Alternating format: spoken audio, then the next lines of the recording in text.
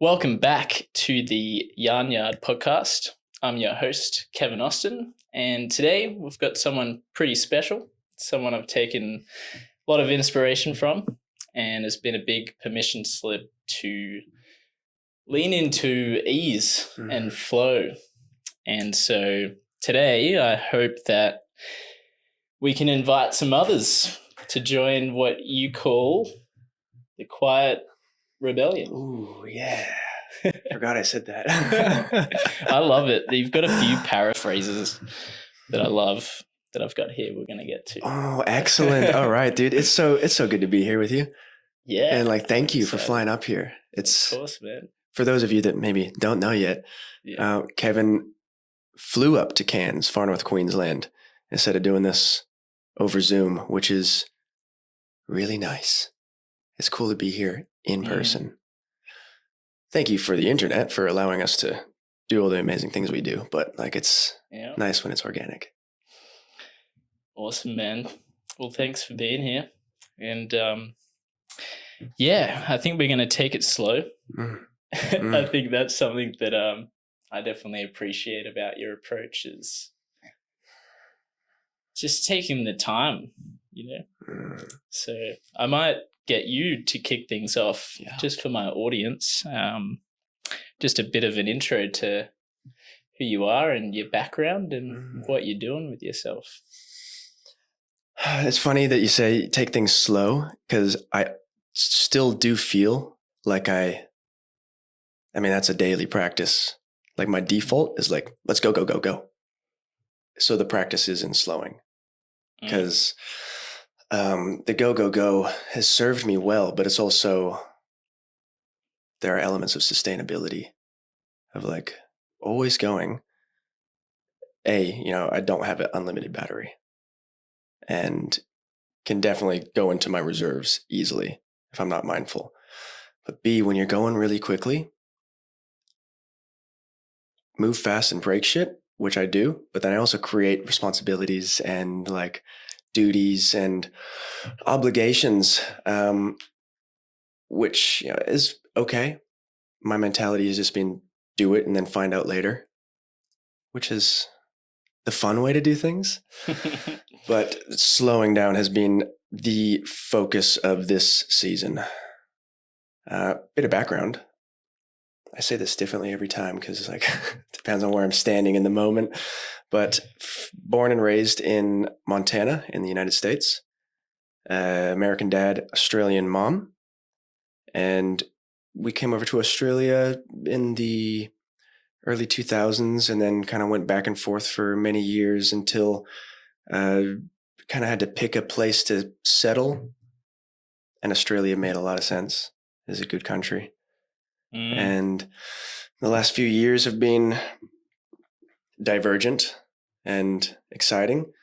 I'm a registered nurse, so I studied nursing, but then pretty quickly left the hospital scene to get into plant medicine, specifically cannabis, which was just a blossoming industry at that time. Still is blossoming. I still feel like it's early days, but bounced around the cannabis industry and a few different startups, launching clinics, product companies, cultivation. Now I'm in far north Queensland in Cairns with my beautiful, beautiful lady Brooke and our gorgeous little daughter, working at the Wild Leaf dispensary, teaching yoga, doing things online when I feel like it, which has been challenging lately because having a child fundamentally disrupts your parameters. And so it's been a process of evolution, and here we are. Thanks, bro.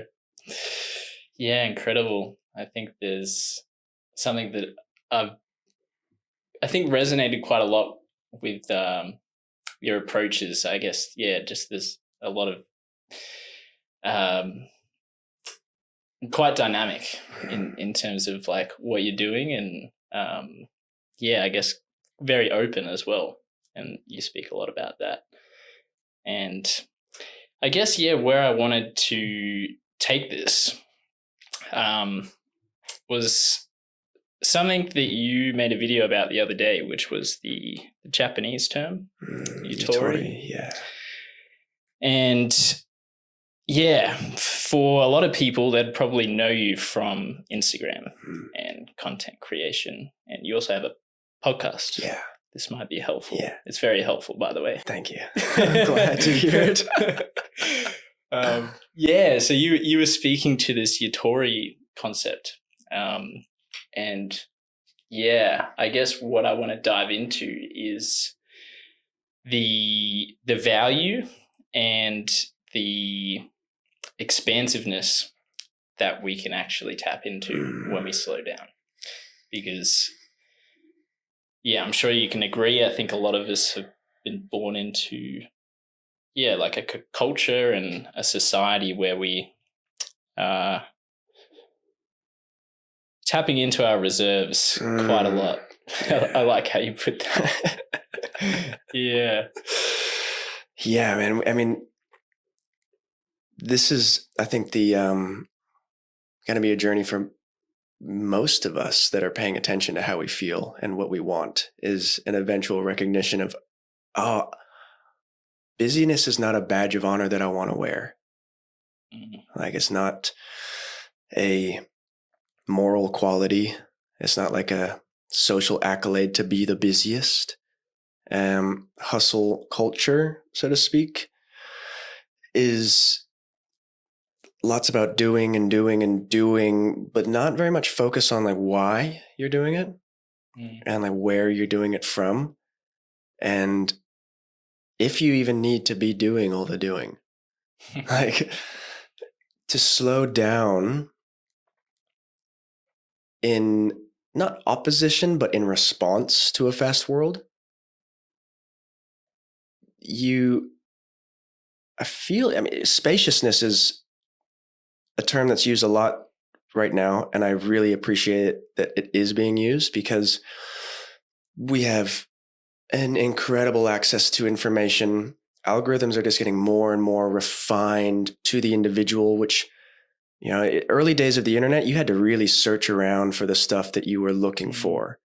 But now it is unbelievably tailored to us, which the side effect of it being exactly for us means that every time you look, there's going to be something that you enjoy, which means that it's a constant source of some kind of satisfaction. And it's a lot of information to digest. And, our brain is organic. It takes time to digest and metabolize and to integrate and to place things where they're supposed to be in the brain. And we need space for that. Like, we need space to go, okay, this goes there, that goes there. And also the space to realize, like, oh, I have what I need right now. I don't need any more information. Like, now it's about experience, because that experience will give us all of the feedback we need to at least optimize what we're doing, but also be able to ask the questions that we need to ask to find exactly what we need. Utori is this beautiful term I came across just a few weeks ago, and the translation was roominess, space, and a refusal to be rushed. And usually it's not the rest of the world rushing us, it's us rushing us. Like, Cameron rushes Cameron. When Cameron slows down, he realizes, like, oh, okay, I actually don't need to be moving at this pace. And when I slow down, things come to me instead of me thinking I need to run towards them.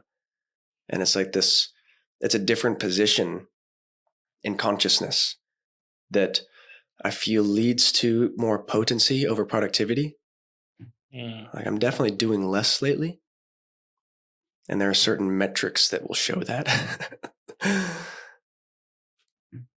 But where I'm doing it from is personally more powerful.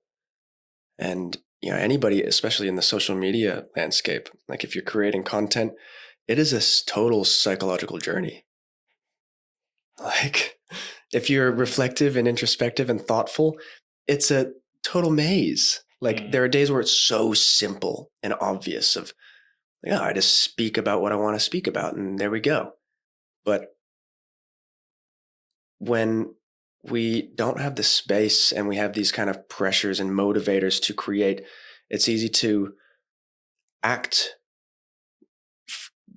It's easy to act in response to those motivations without asking, hang on, what is the motivation? Like, am I speaking right now to be relevant?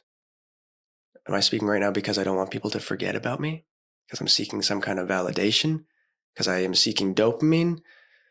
Or is this something that I care about and think other people might benefit from as well? Like, where am I coming from right now? If we don't have space, it's hard to know that.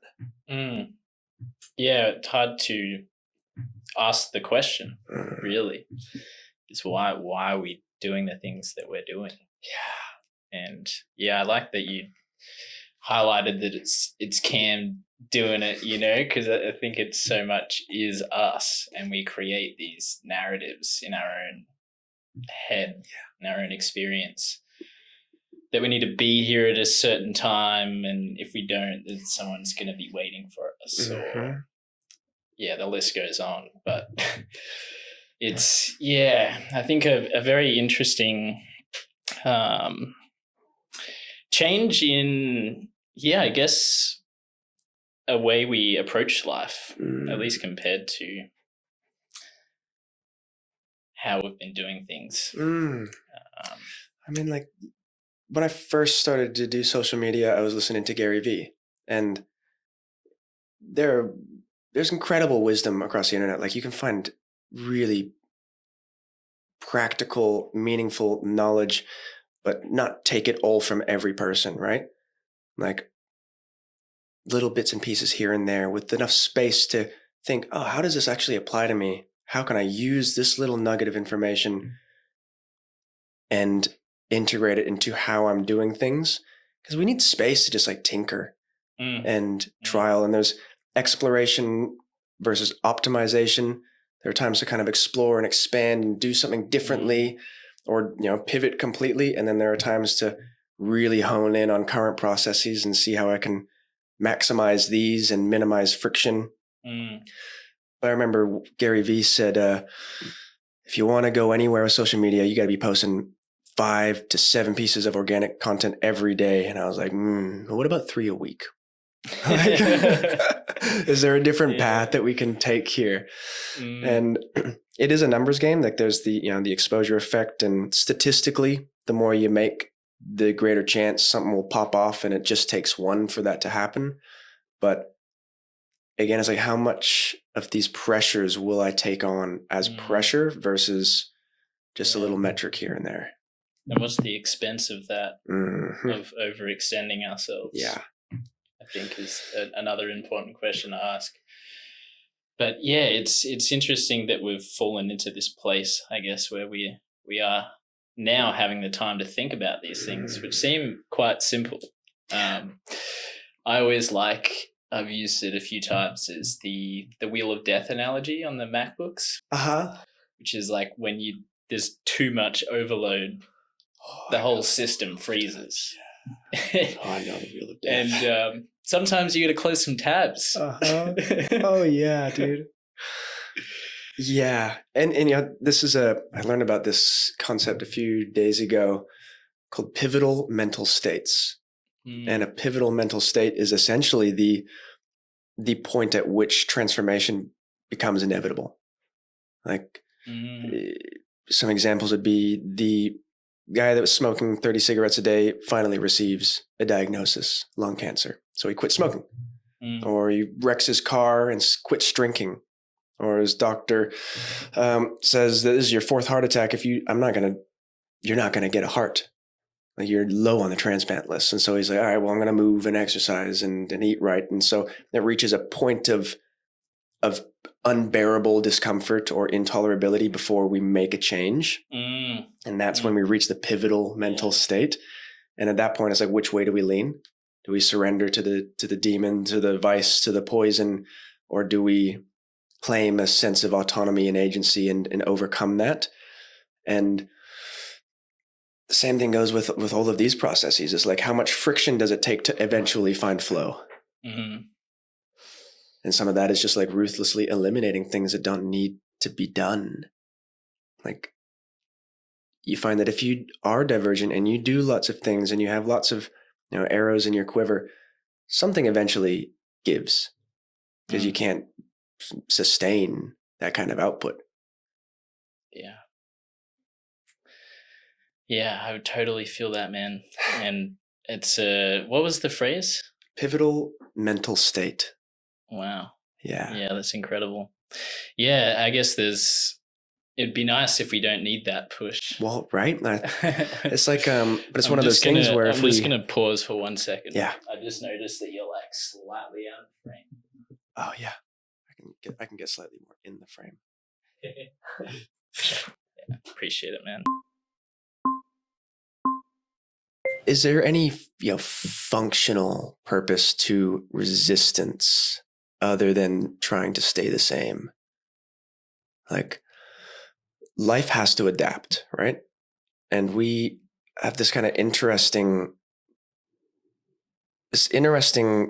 uniqueness, I feel, that is unique to us on Earth, humans on Earth, compared to other life, is that our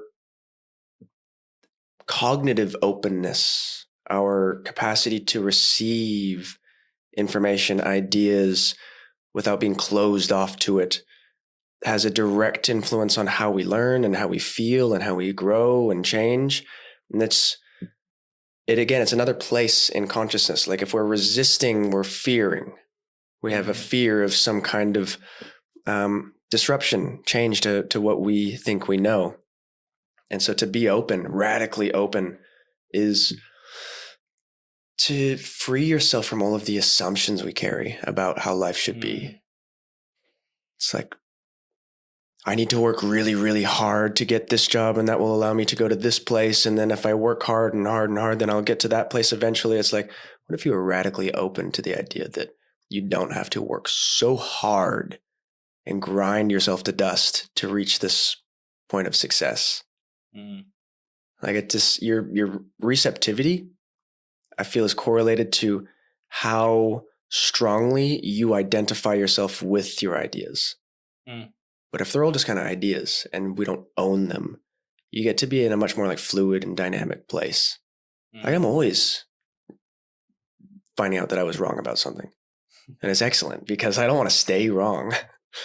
I want to get better. I love that. That's so good. Yeah. There's I guess, like, coming at it from that angle, I think there's a lot of maybe programs that are running that I would say aren't ours. We might have picked them up unconsciously, maybe consciously, but I feel like a lot of those beliefs or programs, or the how, very much comes back to this sense of control, and I think like a lack of trust in something greater than ourselves. And so, how would you, I guess, if I was to ask a question, what has that experience look like for you?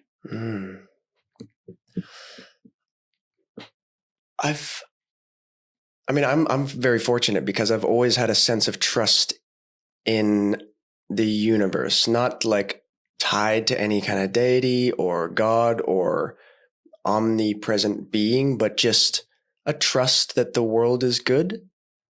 And that's because I'd never had that trust broken, right? Like, I had a really great childhood. I had incredible parents who just like raised me with love and curiosity and openness and adventure. And those are all things that, we can't even put a monetary value on, right? And so there was this trust that, you can live how you want to live. And you can trust that there is always a way to find out how to live that way. Like, trust that there is a way. And if you trust that there is a way, and that, becomes your default, then, it's been an easier thing to lean on. And that doesn't mean that I haven't, had periods where I work hard. Like, if, most people in my personal life would look at me and say, Cameron's always working. He's always working. But at early days, I took on Naval Ravikant's quote of, find what feels like play to you, but looks like work to others. And so that's been easy. Like, I've always been able to it's not just really work. Yeah, exactly right. I'm playing around. I'm hyper fixated. Like, it's harder to pull myself away from the thing. And so, like, oh, Cameron's always working. I'm like, no, I'm not. I love that, man. But the trust is real. And I only, in very recent years have kind of experienced faith. And I'm not sure what kind of distinction there is between trust and faith, but I think the deeper I started to go into like meditation and even psychedelics, like these pivotal mental states, right? Where rather than it being a pivotal mental state that is built by accumulated friction and stress, it's like a pivotal mental state that comes from just an unbelievable sensation of love. And it's easy to have an experience like that and go, oh, there is something, there's this web of consciousness, and the backdrop is love. And I look at the birds in my garden in the morning, these little sunbirds with like beautiful little yellow birds that are like a hummingbird, except they perch to feed, and they've got these beautiful blue bellies. And I grew all these plants specifically for them because I love the sunbird. It just has this godly essence to it that is so pure and sweet. And I can't control the sunbirds, right? I can't force them to stay. I'm not going to raise them, but I can make a garden where they like to come. And over these last few months, it's been this, they've served as this portal back to the present moment of, like, I might be grumpy, stressed, overwhelmed, overstimulated, and I'll go outside and I'll just hear the little tweet tweet of the sunbird, and I'll look over and they're just playing in the water, playing in the tree. And I never thought that I would experience God through a bird like that, but they're like this immediate reminder of like, okay, cool. Yeah. Life is here. We're aware of each other. It's life aware of life. And there's something wordless to that has just come up for me now when we're talking about, do I have an experience of that trust, of the faith, of the universe, something to fall back on or lean in towards? Find your own little sunbirds. Like, yeah. Thanks for sharing that, man. Yeah. It's an interesting one that I'm trying to navigate, because I feel like it is quite hard without the experiential knowledge, and especially not coming from a denomination of a religion. I think it's very hard to share your experience in a way that's digestible. But what I would say is that in challenging my perception and my beliefs and how I experience the world, I can see that there is a different way to live, and that there might be many different ways that we could be living. And I think a great example of that was something that you were speaking to quite recently, which was where you place your focus, whether that's in the absence of what you desire, or whether it's the desire of that coming towards you. Yeah. And they're two very different feelings. Yeah. And I guess I would just encourage people to lean into things like that, where you can have a polarized experience of the same thing. Yeah. And it's incredible that we have, like,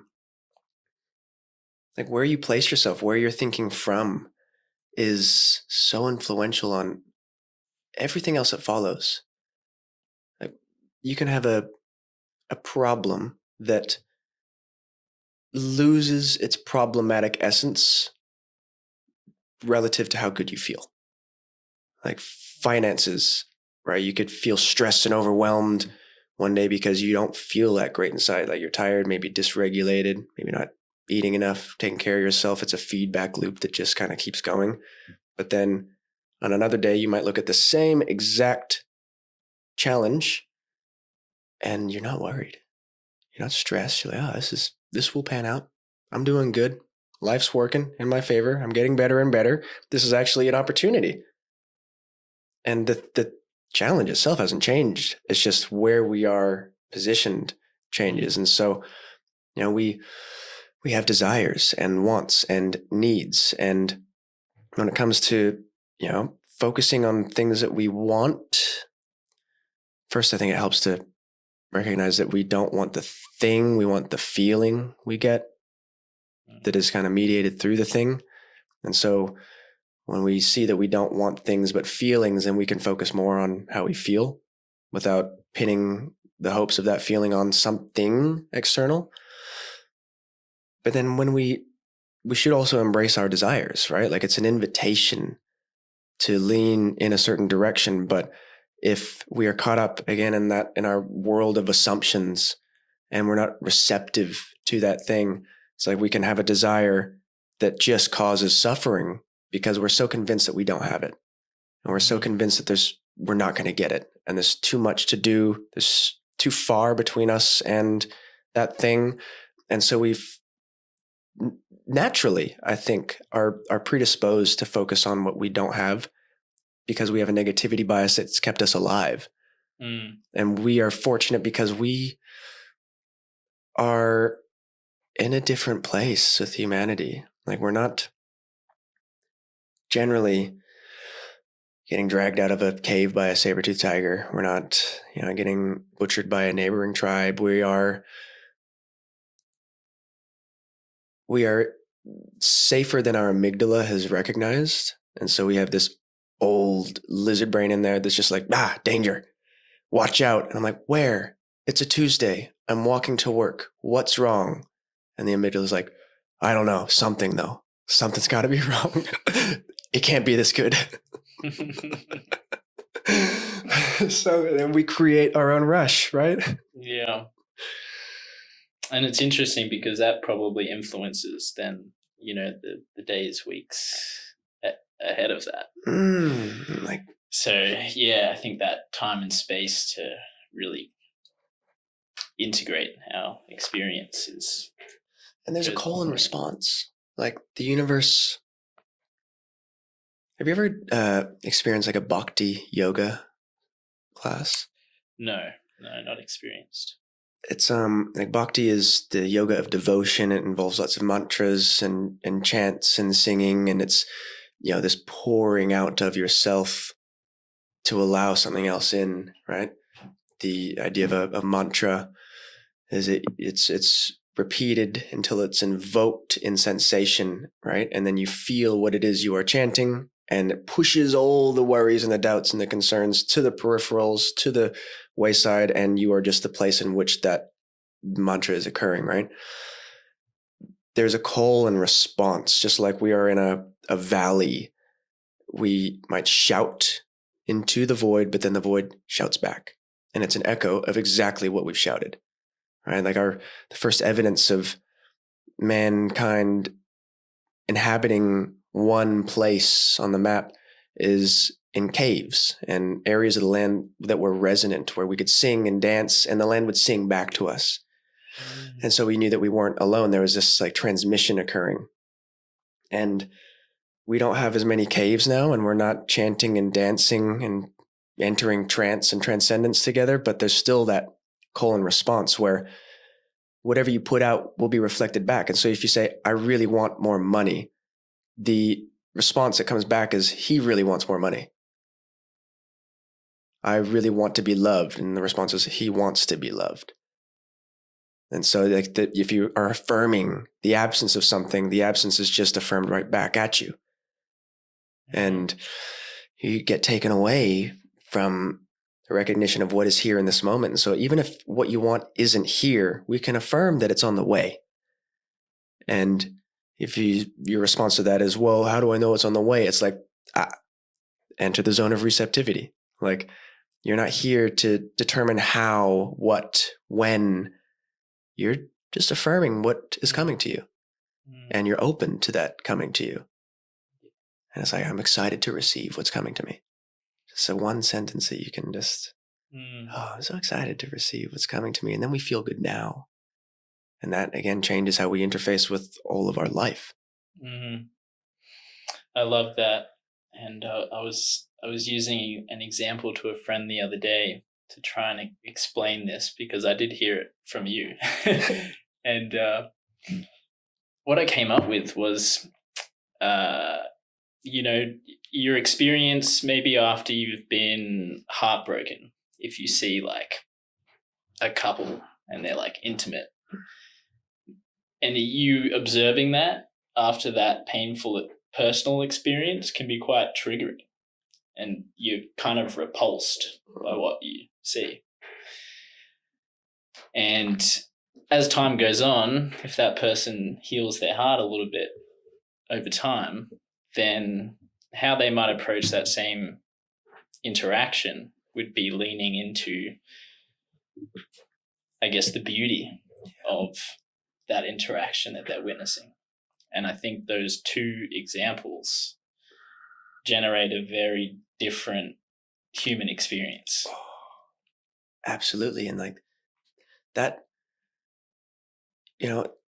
we calcify if we don't disrupt things, right? Like the person who experiences the feeling of like bitterness or jealousy, and they don't question where that's coming from and why they're feeling it. Like, yeah, the obvious is like, I'm jealous because that person has something that I want. And the next question is like, okay, well, why can't you have that too? Like, this is just showing you what you want. You're getting friction from this, but really this is a confirmation that that's for you. And so when you see something like that, it's like, I want that. I feel jealous because that's for me. And I am open to receiving what's for me. And that's a totally different position in consciousness when we are, looking at that thing of like, that hurts. I resist it. I'm avoiding it because I'm jealous, because I want that. If we are affirming it from that stance, it's scarcity. It's like, there is not enough of that for me to have it too. But if we support and celebrate what other people have, what other people are experiencing, the success of other people, we support that in ourselves as well. So it's like, this guy just got that job or that promotion. And there's a part of me that wishes that I had that too. And I'm just going to double down in the other direction and really support and celebrate his success, because that's awesome. And every time we just kind of build that little thing up in ourselves as well. That's what the world needs. It feels good for everybody. Yeah. Celebrate one another. Yeah.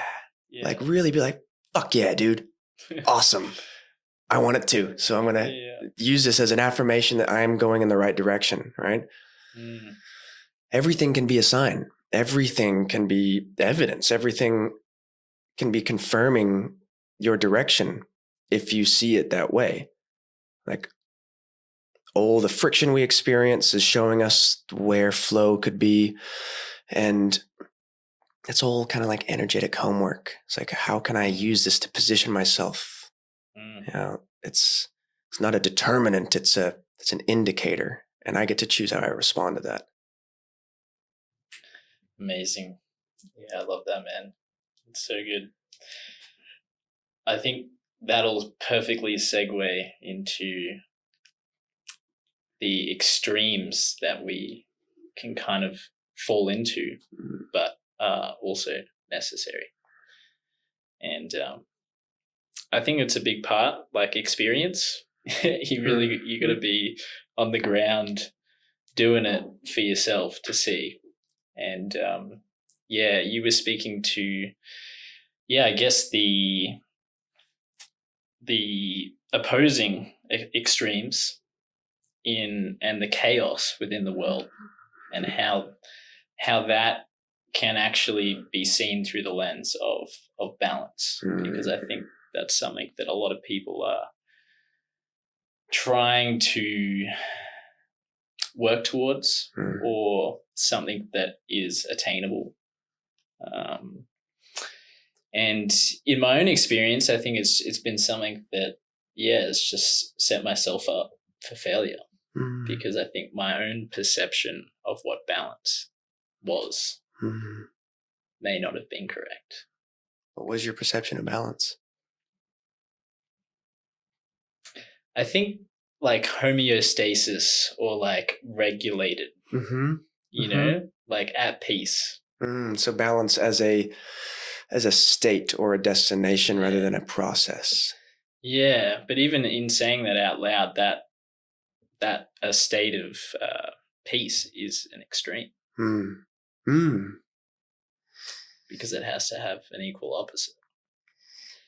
And I guess that's what I didn't see, maybe, is that I was trying to attain something and putting all of my focus in the absence of it, that it never arrives, you know? And so, I don't know if you've got much to speak to on that, but I feel like that was really helpful for me. Yeah.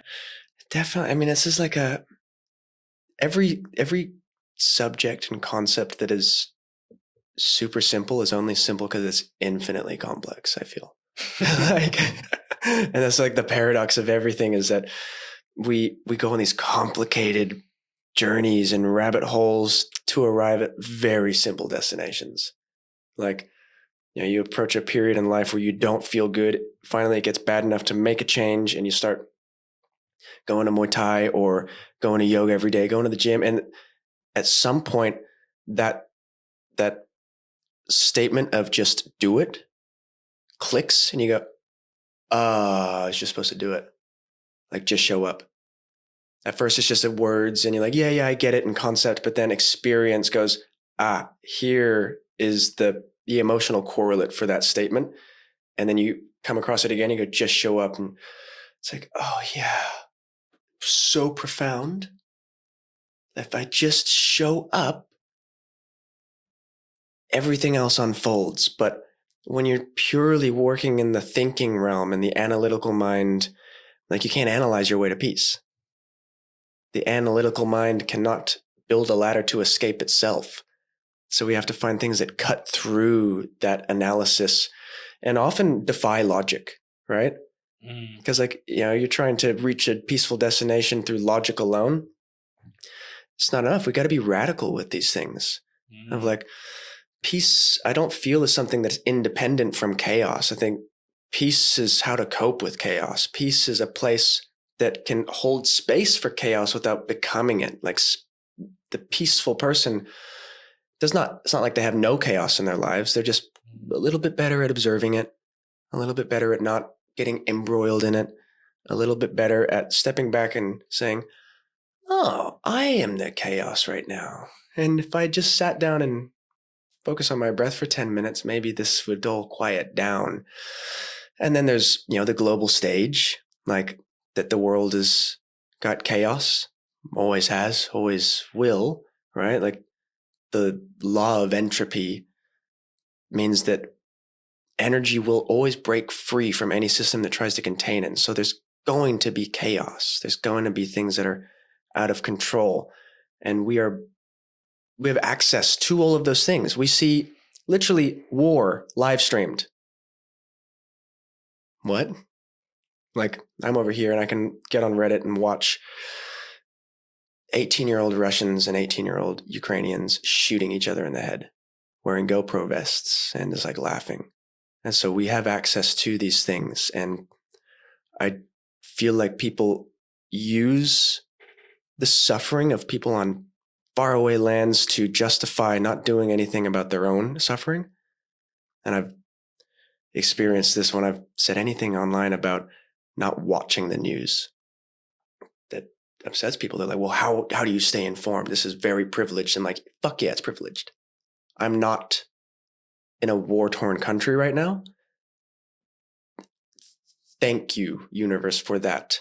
I'm going to use this privilege by being present and doing good and building community and supporting other people. It's like, you can watch the news all day, but who's doing the dishes? Like, who's taking out the trash? Where is your focus? Yeah, and who are you when you're doing those things? I think I'm kind of glad that you brought that up, even though it's like quite sensitive, because I've very much leaned towards the idea that if we want to make a positive change and influence what might be chaotic and out of balance, we can't approach it from a place of chaos and being out of balance ourselves. And so I think it really takes, a lot of accountability to almost be aware of the conditions that we live in, but also kind of look at it through the lens of, and this is an analogy that I've loved to use the last couple of weeks, about the cards that you're dealt in the game of poker. You can't really argue about the cards that you have, and to try and challenge or complain or to resist the conditions that we have, takes us away from actually playing the game. The game. Oh, it's so true. Thank you for bringing that up. It's like one of those, all these quotes that once experience accumulates, then they hit different. Like that's what resonance is, right? So true. It's like, why are you complaining? Just play the game. You gotta play. Like, it doesn't change the fact that you are here playing the game. Should you be focusing on how bad these cards are, or should you be focusing on how best to use them? And yes, privileged to say that, but also maximum personal accountability. Like, it's not necessarily claiming ownership for all of your patterns and the conditioning and the stories and the narratives and who you are and how you got here, but it's maximum accountability about how to respond to what's going on right now in your life. Yep. Like, you didn't deal the cards, but they're in your hand. So they're yours now. Yeah, and I think it runs much deeper than that too, which is that you, whether you like it or not, have an effect and an influence on your immediate community and surroundings. So it all adds up. And that, like, what is that effect as well? Like, what is your zone of influence? Because there is tragedy and terror and pain and suffering and joy and love and bliss and connection. There are all of these things seemingly in opposition, but it's also the way the world functions. It's the way that this is an experience of contrast, and duality is kind of baked into this plane of existence, so to speak. And the recognition that where there is suffering and pain, there is also an equal amount of love and connection and joy.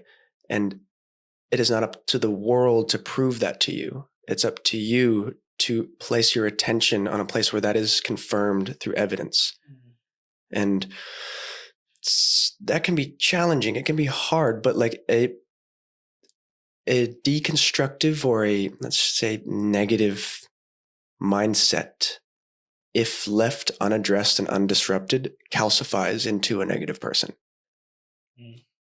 And I in other domains of my life where I work with lots of patients in the plant medicine space, patients that are in pain and suffering to the point where that has taken over their worldview completely. And they do not see good in the world. And any kind of suggestion that there may be good in the world, like what about the fact that we're sitting here and I care about you and you just want to feel better, and we got all this medicine that might help you to do that, and all these other people that want to help you too. Maybe there is good if you're open to it, but the response to pain is to close. And if you close too long, that just becomes like a hard shell. Yeah. And you get further away because you're just isolated from the people that are trying to love you. Yeah. Yeah, that's deep, man. I love it. I'm here for it. Yeah. So I guess what people might be looking for are the tools to get to a place where we can look at these more I guess different perceptual ways of seeing our own experience. And I think that comes through contrast, and we create contrast through our actions and behavior. And I think that this is something that you sort of specialize in more so. And I guess in your experience, like what tools have been the most powerful for you, but also the people around you, I guess, to get into this state of, at least to a state of being able to like see past our hurt or our pain. I'm just writing this down so I can remember. And what we've discussed here a lot today is like top-down processing, right? Like when it comes to information in the body, in the nervous system, in the brain, there's this top-down level processing, which is information that is processed by the brain and we try and send it into the body. That's a harder way to induce change because our physiology is old and robust and really dominant. Like how we think is stemming from how we feel. And so rather than forcing a change of thoughts, like we don't just want to sit here like gaslighting ourselves into a positive state of mind by repeating things that we do not feel to be true. Like, I am loved, I am loved, I am loved. But if you don't feel that at all and you have no kind of emotional correlate to base that off of, it's hard to enter that zone, right? Easier with practice. And there's loving meditations and, meta meditations. There are ways to open up to these things. But I'd say that if I was starting from scratch and I wanted to feel better, think better, and then create new default ways of thinking, I would be disrupting my biology to feel better through chemistry, like more dopamine, right? Ice baths, cold showers, movement, exercise, anything that stimulates, because that dopamine is all about, yes, what's next? What's next? It's progress and pursuit and growth and novelty, right? So we want to feel snappy and like ready and open. And then once we change how we feel, that naturally has this flow-on effect to how we think, and that's bottom-up processing. And so we want to use bottom-up processing to change how we feel in the body, and then that will play out in the mind. And then when we have that play out in the mind, now we're entering a more like malleable plastic space because we have all of this supportive chemistry, which is also all of the chemistry that we need for neurogenesis, which is the building of these new neural patterns. So we influence the chemistry to give us the ingredients and the receptivity and the excitement and the openness and the feelings to then conduct changes in our thoughts. And then we commit to those changes, right? Like, don't half-ass an abundance mindset. You got to go all in. And that means like no room for doubt. Be thoughtful and considerate and deliberate, but there's no indication that doubt has any truthfulness to it any more than your optimism and your hopefulness. And so we want to find behavioral practices that help to cultivate the state of mind body that is most conducive to change and expansion and openness. And so we have an agreement in our house. There is no discussion of finances before 7:30 a.m. I don't want to talk about it. Like, I'm sensitive. My nervous system is still getting going. Like, I have yet to enter the mindset where I have like integrity and can respond to problems, challenges in the way that I want to respond to. And so it's like my partner though, Brooke, she just will wake up and be like, okay, there's problems to be addressed. Let's go. I'm like, it's 5:30, dude. It's dark outside. Can we please address this later? And, you know, we had enough of those conversations to reach a point where it's like, okay, if we can have this conversation at 8 a.m., 9 a.m., when we're vibing and if we've had time for our practice and we're just in a better state of mind, then we can look at our life, look at the bills, look at the challenges and address them in a really productive and excited and hopeful way. And that has outsized returns. And so I'm always trying to get to the position in consciousness where I'm going to have a greater return because I know that there's good energy going into it. Can we control these things all the time? No. Are there weeks where that is way harder? For sure.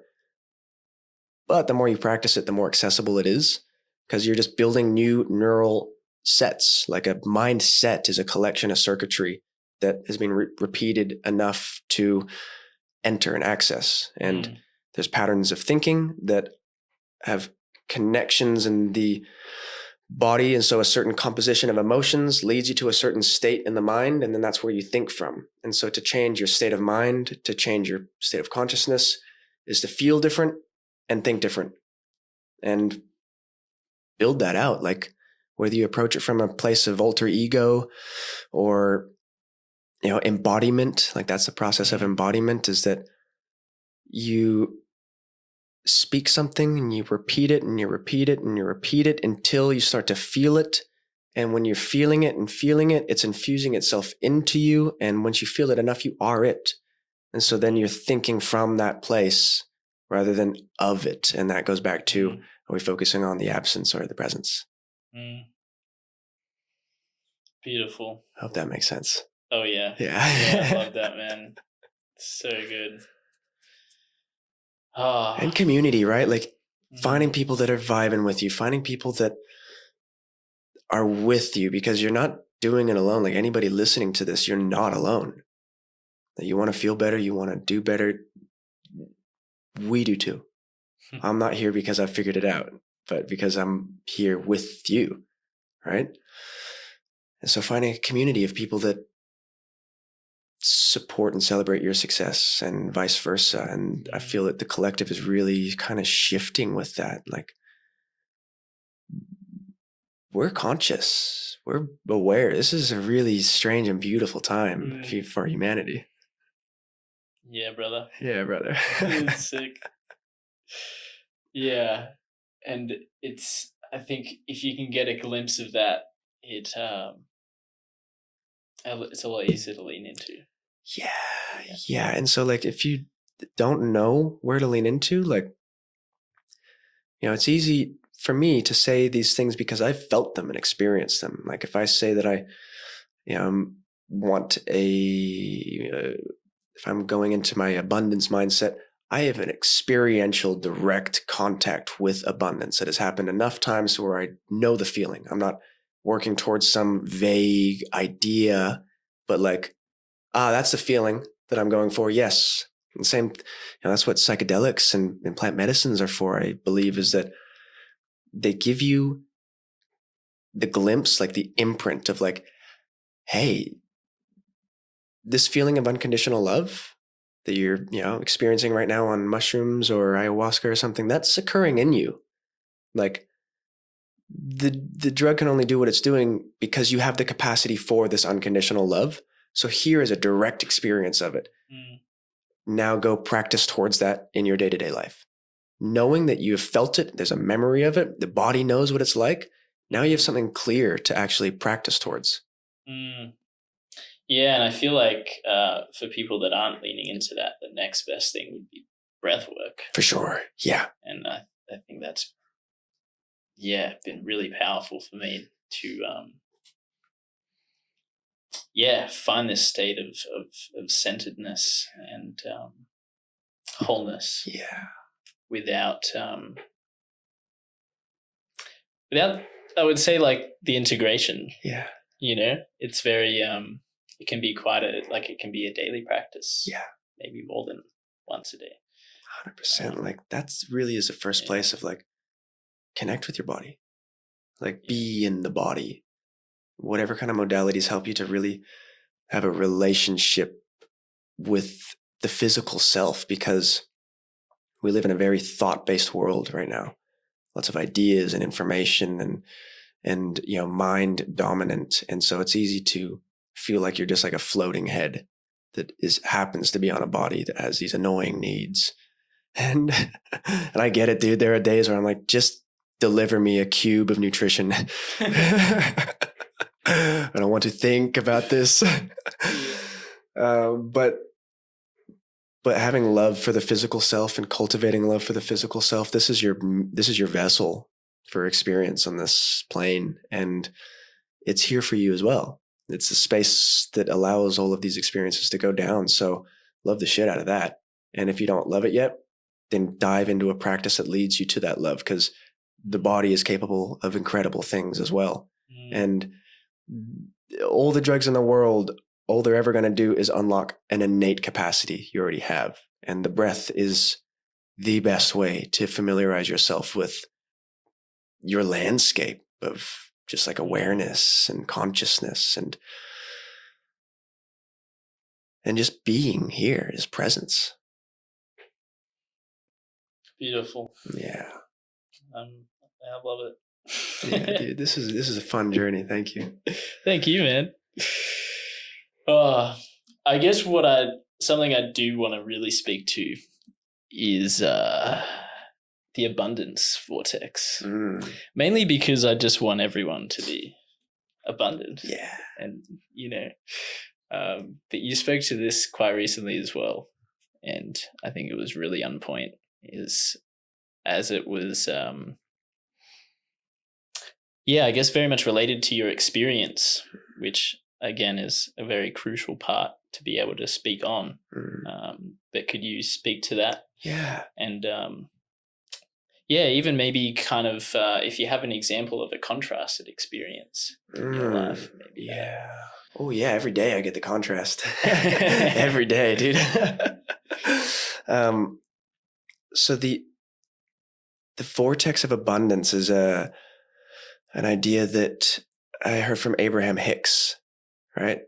And Abraham Hicks, if you haven't listened to her before, I think she's a channeler. Like, have you seen Bashar? Yeah. Yeah. So is this some circumstance like that where she is open to something coming to her, and she'll go on like I think they call them rampages, where she just delivers like some wisdom, and it's super concentrated and feels really nice to hear. But she spoke about this. When I heard her speak about the abundance vortex, the first time I ever heard it, I went, oh, that's it. That makes sense, based upon my experience, which has always been one of kind of these like revolving doors of opportunity.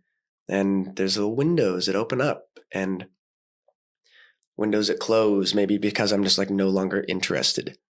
And the abundance vortex is essentially this idea that things rotate in this, your energetic field, there's a gravity to your experiences, right? That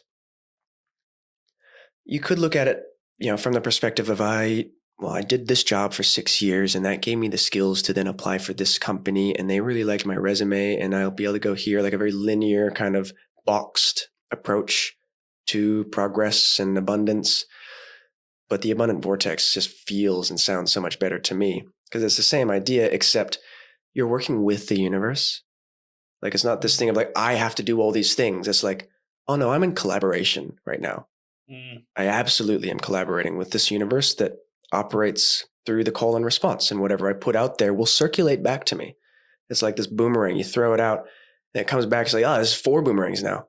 It's like, when did you guys just arrived, like out there in the field. We were accumulating.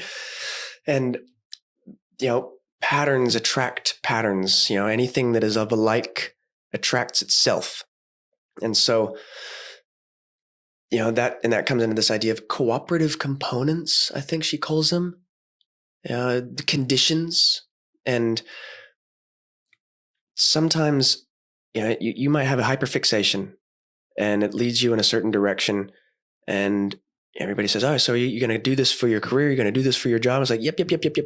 And then one day you're like, no, bored of that. I don't want to do that because I'm thinking about this thing over there. And you go and do that. And this kind of pattern emerges of becoming hyperfixated, getting something from it, going to a certain depth to where you then go, something else now, or something else becomes so interesting that you just have to focus over there. And some of these interests and avenues and paths have their own kind of yield. Maybe it's a career, maybe it's a job, maybe it's a project or a collaboration, maybe it's suffering that leads to insight. Maybe it's skills that you won't use again for 20 years. Maybe it's a handshake that will change your life forever, but not now. And so you go down these avenues with the trust that I'm working with this universe, that things are not occurring coincidentally. This is not accidental, that my fascinations and fixations are not random, but something divine to lean into, no matter how seemingly divergent they are. And the more divergent you are, the more robust these portals are that emerge, because, it's like an eclipse. It comes like this, and suddenly it's like, whoa, the world has been plunged into darkness, and I love it. But it just happens for a moment, right? Like these things have to align.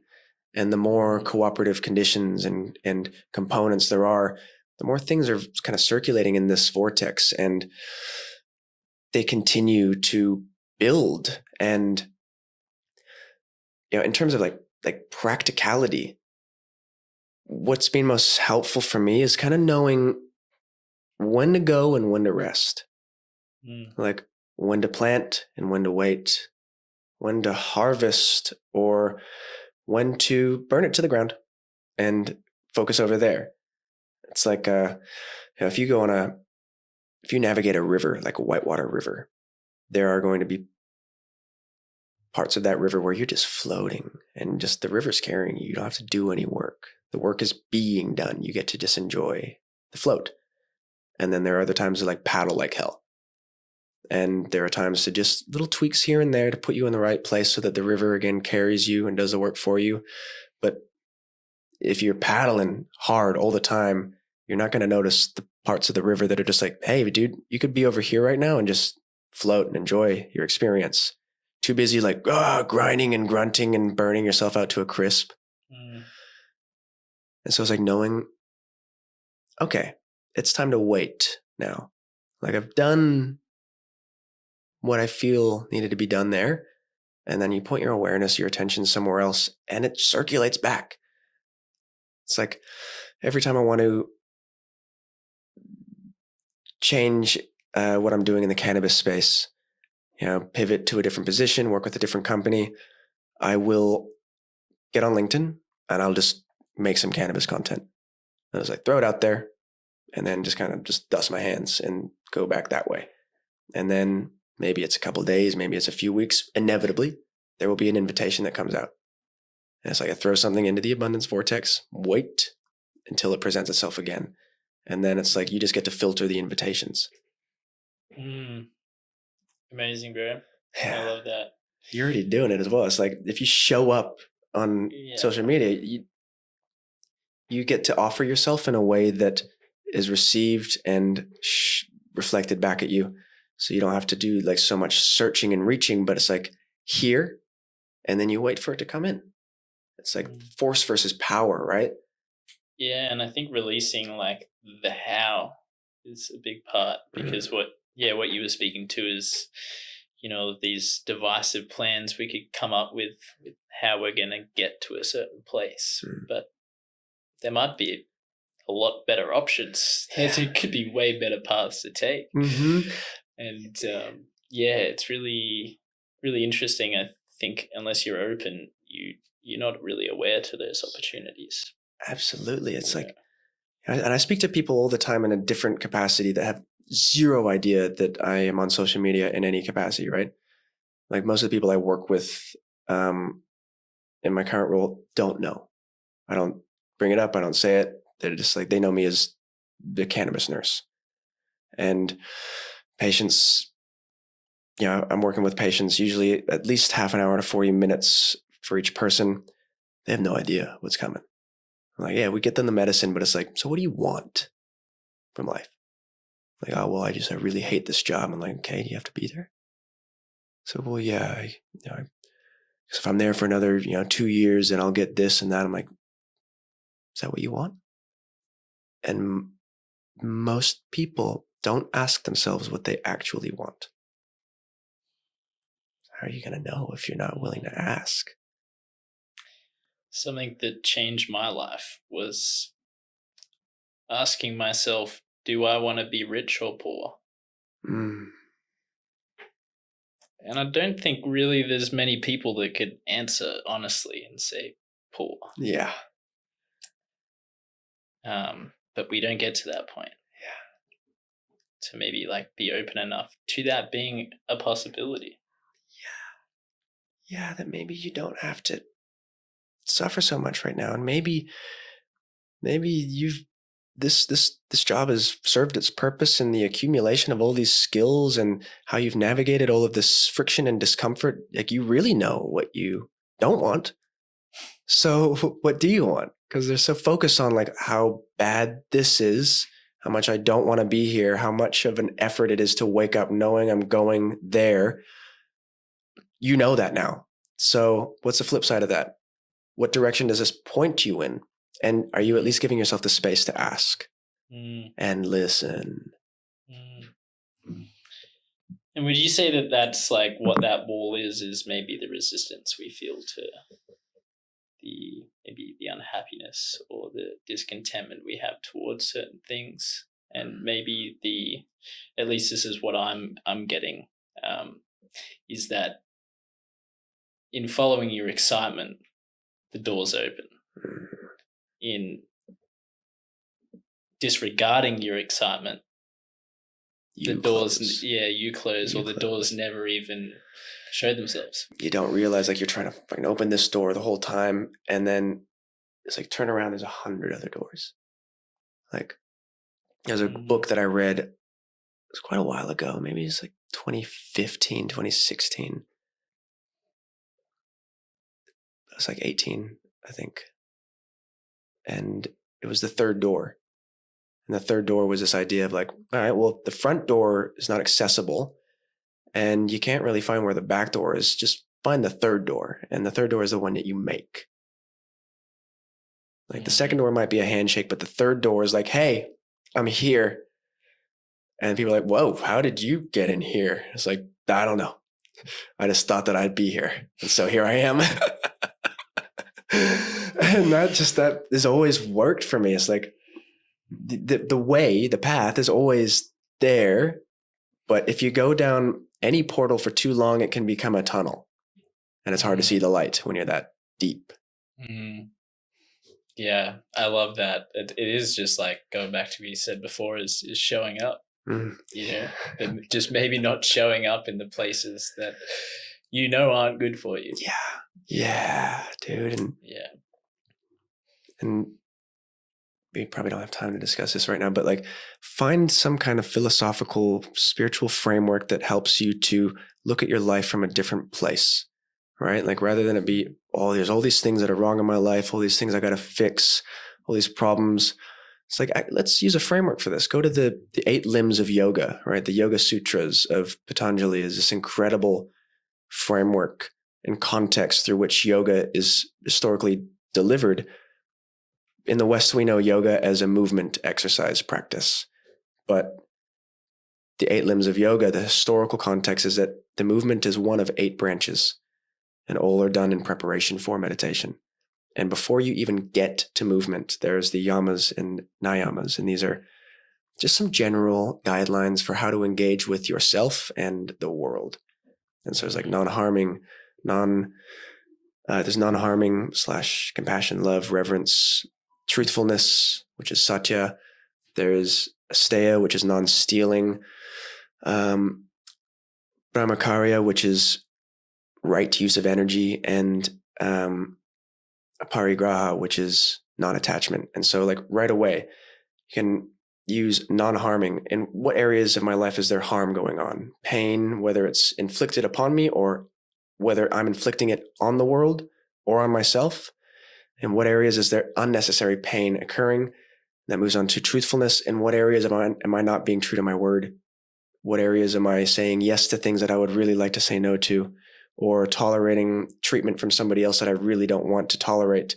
Like, what is the truth and how can you communicate that? And then non-stealing, it's like, what is stealing my attention? What is stealing my energy? Like, there is a theft of energy occurring. These devices that are so powerful are also using us. And if we don't know why we're using it, it's because we're the ones being used. And so like, what is being stolen and how can I preserve that integrity? Right use of energy, like brahmacharya is, how do I respond to how I feel right now? Should I scroll through the phone or should I go for a walk? What is the right way to respond to how I feel? How do I want to feel? And that's, the direction you head in. And non-attachment is like, now I get to let go. You audit your life using these frameworks that are thousands of years old and make so much sense. We don't need to rewrite them. And this is, ways that we can really just reduce the weight that we carry, right? Because I don't feel that enlightenment is, sitting cross-legged in an ashram in India, just like in magnificent bliss. It's like the feeling of being lighter. Like, okay, life's not so heavy. That's nice. Just walking with a little buoyancy. Incredible, bro. Well, thanks so much. And yeah, I just want to honor all of the years of knowledge that you've been able to quite eloquently pack into this podcast and share with an audience. So thank you very much, man. And it's been a pleasure sitting down with you. Dude, likewise. Been an absolute joy. Yeah. I'm sure there'll be another one. Yeah, big time. Yeah, maybe outside next time. Yeah. For reference, I did try to do this one outside, and Cairns has some pretty tropical weather. Yeah, it's temperamental out there. Yeah. Is there anything else maybe on your heart right now that you want to share with the world? Yeah, just one last thing of, you don't have to decide whether something is good or bad, whether it's working or not working. We can, before we, try and run into an abundance vortex or reach unconditional love, sometimes it's best to just like enter neutrality and say maybe. Like, maybe this is good, maybe it's bad, maybe I don't need to actually be the one that determines fate. And from that place of neutrality, it's a lot easier to get a wide vantage point. So practice returning to some kind of center where you can see clearly, because clarity of perception allows accuracy of response. And good day to you. Thank you, man. Thank you. Hell yeah. Hell yeah.